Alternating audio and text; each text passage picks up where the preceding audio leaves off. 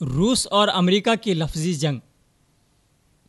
عراق اور شام کی جنگ میں ایران کے ساتھ ساتھ روس اور امریکہ بھی خم ٹھونک کر موجود ہیں۔ عراق میں امریکہ کے ہاتھوں لاکھوں مسلمانوں کا قتل عام ہوا۔ ایک عشرے تک عراق کو بم و بارود کی وادی میں دھکیلنے والا امریکہ لاکھوں مسلمانوں کو قتل کرنے کے بعد عراقی جنگ کو ایک غلطی کہہ کر بری الذمہ ہو جاتا ہے۔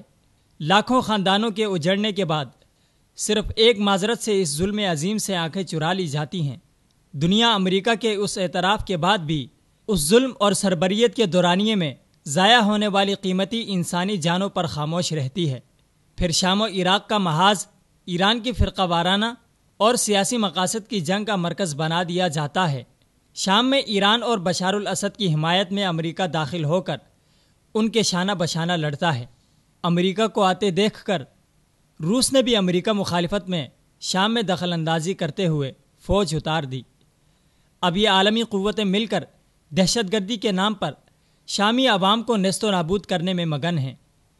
امریکہ کا پلڑا ایران کی جانب بھاری رہتا تھا، لیکن روس نے آتے ہی ایران سے قربت کر کے امریکہ سے زیادہ ایرانی ہمدرد بننے کی کوشش کی، جس میں بڑی حد تک کامیاب رہا، جبکہ شام میں روس نے سب سے زیادہ تباہی پھیلانے میں اہم کردار ادا کیا۔ فضائی بمباری سے ہزاروں لوگوں کو شہید کر دیا۔ بشار الاسد کا بھرپور دفاع کرنے پر روس اور بشار الاسد میں قربتیں بڑھ گئی۔ روس امریکہ اور ایران کو چکمہ دینے میں کامیاب ہو گیا اور بشار الاسد نے روس کو ہی اپنا اصل دفاع کرنے والا سمجھا۔ بشار الاسد اور روسی افواج کی جانب سے شام میں مسلسل بمباری کی جا رہی ہے، جس سے چند دن میں سینکڑوں لوگ شہید ہو چکے ہیں، جبکہ روس سے قبل امریکہ بھی شامی عوام پر اپنی طاقت آزمائی کر چکا ہے۔ شام میں روس اور امریکہ کی ایک دوسرے سے روایتی مخالفت کی وجہ سے آپس میں اس جنگ پر اختلاف ہے، لیکن شامی مسلمانوں کا قتل عام اس اختلاف کے باوجود دونوں ممالک کے ہاتھوں ہو رہا ہے۔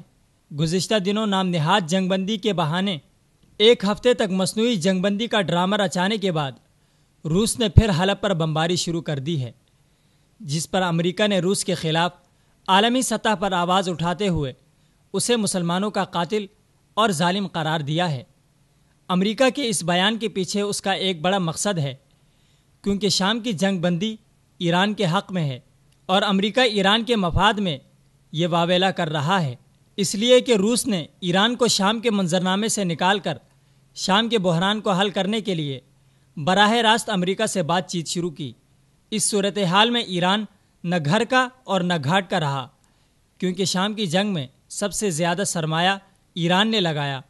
دولت، افرادی قوت، اسلحہ اور بھاری کوششوں سے بشار الاسد کو اپنے کھٹ پتلی کے طور پر استعمال کرنے والے ایران کو یہاں سے دھکیل کر روس اور امریکہ مرکزی کردار کے طور پر سامنے آئے، اور ایران کا کٹھ پتلی بشار الاسد بھی ایران سے زیادہ روس میں دلچسپی لینے لگا۔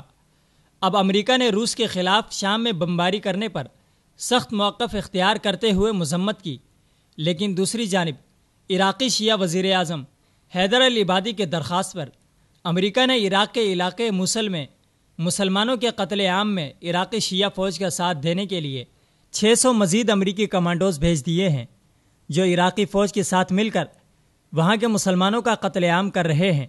ایک جانب تو امریکہ شام میں روس کے حملوں پر برہم نظر آ رہا ہے، تو دوسری جانب عراق میں شیعہ حکومت سے مل کر اہل سنت مسلمانوں کا قتل عام کر رہا ہے۔ عراق میں اس وقت امریکی فوجیوں کی تعداد 4460 ہے، جو موصل میں مسلمانوں کے قتل عام میں مصروف ہے۔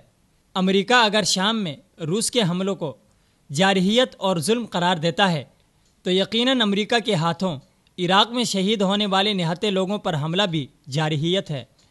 روس اور امریکہ کی لفظی جنگ ان کی روایتی پرخاش کا نتیجہ ہے۔ البتہ آپسی اختلاف کے باوجود دونوں ممالک مسلمانوں کا خون بہانے میں پورے انہماک سے سنجیدہ ہیں۔ ان کی آپس میں دوستی ہو یا جنگ، لیکن دونوں صورتوں میں یہ جس ایک موقف پر متفق ہیں وہ ہے اسلام اور مسلمان دشمنی، وہ اسے کھل کر نبھا رہے ہیں۔